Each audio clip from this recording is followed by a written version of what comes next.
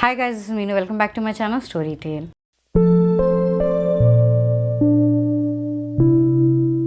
Have you ever been jealous of a book? I have. I have just recently read People You Meet on Vacation by Emily Henry, and I have been so jealous ever since. Reading this book, especially in the times of quarantine, is just torture. It makes you want to go to so many places and you cannot, and that just sucks. My life has never been of adventure. I live a very simple, boring life. I just mostly read books and do reviews on it. That is all about it. I go to a job. I have 9 to 5 job which I do, and that is all about my life. I have nothing much interesting to add to my life. I do not actually travel that much. I know I'm a little bit bored.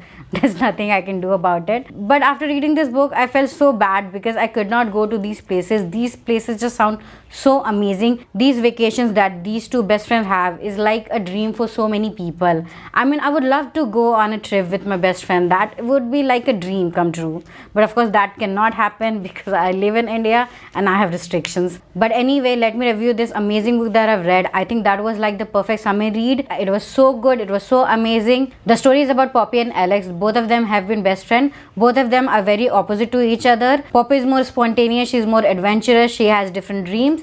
And Alex is more calm. He is more, organized and everything. So both of these people are very different from each other. But still they love each other and love spending time with each other. That is why they go on vacation every year. Which at the start they were paying for themselves with their own money. But later when Poppy gets this big job at this company who writes travel vlogs, their trip started to get sponsored by them. I really loved all the trips that they went to. In this book we get two kind of story, one which is in the present and one which is basically flashback. The flashbacks are basically all the trips that they have taken for like 12 years. We get all the adventures that they had in those chapters, and I really loved reading about that. Even the present story was very intriguing.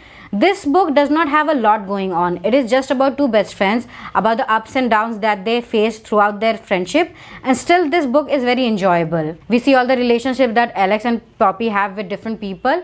They love each other, but of course the same dilemma with the best friends. They cannot confess their feelings to each other. But again, every best friend fears the same thing, is if they start a relationship and something goes wrong, their friendship is going to be ruined forever. So that is a very common fear, and that is what has been stopping them for so long. In the present chapter of the book, we basically see Alex and Poppy have been not talking to each other for the past 2 years. Something happened between them at the last vacation that they've been to, which was 2 years back, and after that they have not talked to each other. I'm not gonna reveal to you what that thing was. We get to that at the end of the book.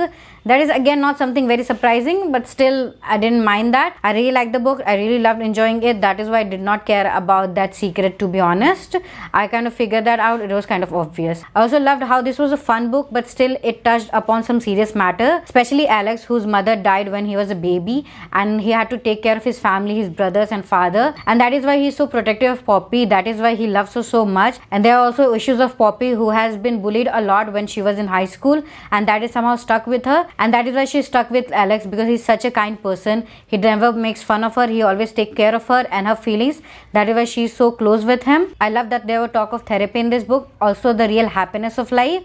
Poppy has everything she ever wanted. She has a big job. She lives in New York City. She has the best job. She loves to travel and she does that every year. She has everything in her life. But when her friend asked her, when was the last time you were really happy? She had no answer, because she remembers she was last happy when she was with Alex 2 years back. And that was the only thing that actually made her happy. Like I said, Poppy had everything she ever wanted. Her friend made Poppy understand that happiness is not about the destination, it is about the journey. She has everything she wants. That is why she is end of her journey. That is why she is not happy anymore.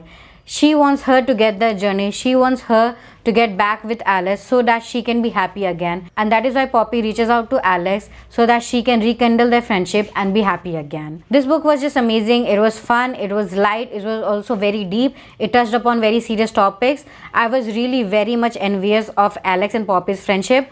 I really loved all the trips that they had every year. That is again a dream for everyone, especially for me who does not go to any trips or any vacation ever. This book is gonna make you happy and sad at the same time, because you're stuck at home, not going anywhere with your best friend. You're just gonna sit alone in this room and just enjoy the quarantine. But anyway, I really like this book, so I'm gonna give it 4.5 stars. Do pick up this book this summer and fall in love with friendship all over again. I'm gonna see you next time. Until then, do hit subscribe and click that bell icon if you wanna get notified of my future videos.